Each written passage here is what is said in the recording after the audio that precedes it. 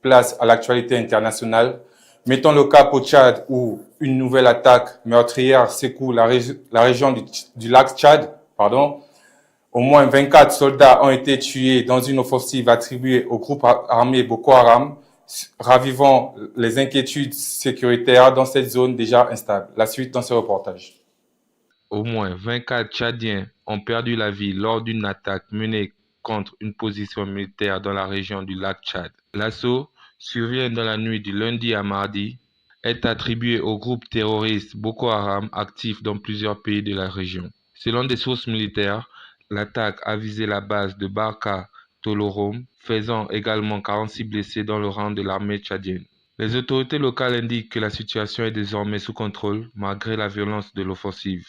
La région du lac Tchad reste un foyer de tensions sécuritaires. Partagée entre plusieurs pays d'Afrique centrale et de l'Ouest, elle est connue pour abriter des groupes armés profitant de la géographie complexe, faite d'îles et de zones marécageuses. Face à cette nouvelle attaque, le président tchadien Mahamat Idriss Déby a exprimé ses condoléances aux familles des soldats tués. Il a réaffirmé la détermination de son pays à poursuivre la lutte contre les groupes terroristes jusqu'à leur éradication complète. Ces derniers mois, les attaques se sont intensifiées dans cette région, notamment de la part de la faction armée affiliée à Boko Haram. En octobre 2024 déjà, une attaque similaire avait coûté la vie à plusieurs dizaines de soldats tchadiens. Malgré les opérations militaires lancées par les autorités, les groupes armés continuent de représenter une menace majeure pour la sécurité régionale. Sur la scène internationale, Taïwan affirme sa position malgré les pressions de la Chine. Le président Lee Ching-ti, de retour d'une visite en Eswatini, a réaffirmé le droit de son pays à entretenir des relations avec le reste du monde. La suite dans ce reportage. Le Pékin. Malgré ces obstacles, le président Lee a maintenu sa visite en soulignant la détermination. Les tensions restent vives au Moyen-Orient, mais un signe d'apaisement apparaît entre les États-Unis et l'Iran. Un cessez-le-feu déjà qualifié de fragile semble pour l'instant tenir malgré plusieurs incidents militaires signalés ces derniers jours. Plus d'informations dans ce reportage. Situation dans le détroit d'Ormuz demeure sous haute tension. Cette zone maritime par laquelle transite environ 20% du pétrole mondial est devenue le centre des nouveaux épisodes de confrontation indirecte entre Washington et Téhéran.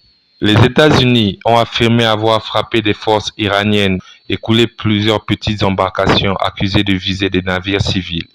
Cette opération s'inscrit dans une tentative américaine de sécuriser et rouvrir davantage le passage maritime.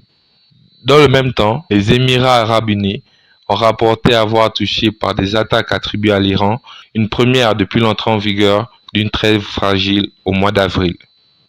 Téhéran, de son côté, n'a ni confirmé ni démenti ces opérations.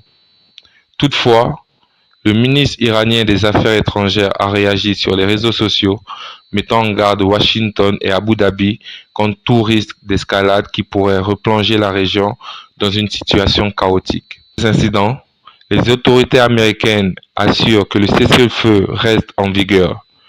Le secrétaire américain à la Défense a affirmé mardi que la trêve tient toujours si des tensions et des frappes ponctuelles continuent d'être observées. Au Vatican, le pape Léon XIV sort de son silence face aux critiques venues des États-Unis. Le souverain pontife réaffirme la mission de l'Église, annoncer l'Évangile et promouvoir la paix, tout en appelant à des critiques fondées sur la vérité. La suite dans ce reportage. Au moment de quitter Castel Gandolfo pour gagner Rome, le pape Léon XIV s'est exprimé devant la presse sur les critiques récentes à son encontre, notamment celle du président américain Donald Trump. Le souverain pontife a tenu à rappeler le rôle fondamental de l'Église catholique. Selon lui, la mission première reste la proclamation de l'Évangile et la promotion de la paix dans le monde. Face aux critiques, le pape a adopté un ton ferme mais mesuré. Il a déclaré que toute critique devait reposer sur des faits véridiques, insistant sur l'importance de ne pas déformer ses positions. Ces déclarations interviennent après des accusations selon lesquelles le pape aurait soutenu la possession d'armes nucléaires par certains États, notamment l'Iran. Une affirmation qu'il a clairement rejetée. Le pape a rappelé que l'Église s'est toujours opposée à l'utilisation et à la prolifération des armes nucléaires, un positionnement constant qui s'inscrit dans la doctrine de paix défendue par le Vatican depuis plusieurs décennies. Le souverain pontife a également réaffirmé son message central depuis le début de son pontificat, un appel à la paix et à l'écoute mutuelle. Par ailleurs, il a évoqué sa prochaine rencontre avec le secrétaire d'État américain Marco Rubio, une rencontre qu'il espère constructive, basée sur le dialogue et la compréhension. Dans un contexte international marqué par des tensions croissantes, le pape Léon XIV entend maintenir une ligne claire, défendre la paix, encourager le dialogue et rappeler les valeurs fondamentales de l'Église. Avant de refermer cette édition, retour sur les temps forts de l'actualité de ce jour.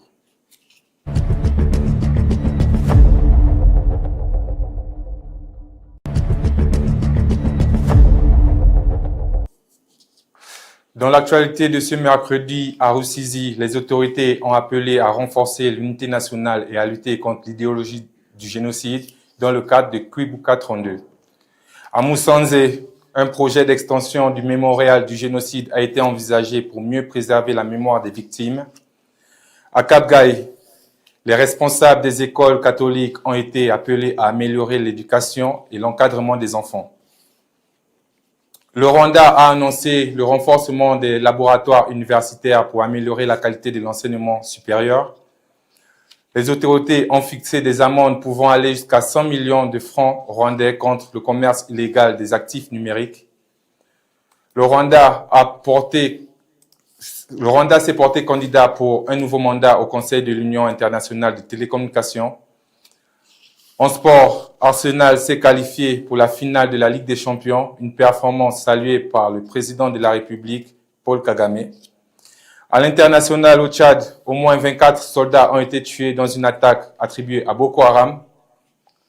À Taïwan, le président Lei a défié la pression chinoise. Au Moyen-Orient, un cessez-le-feu fragile entre les États-Unis et l'Iran a semblé tenir. Et au Vatican, le pape Léon XIV a répondu aux critiques en réaffirmant son message de paix.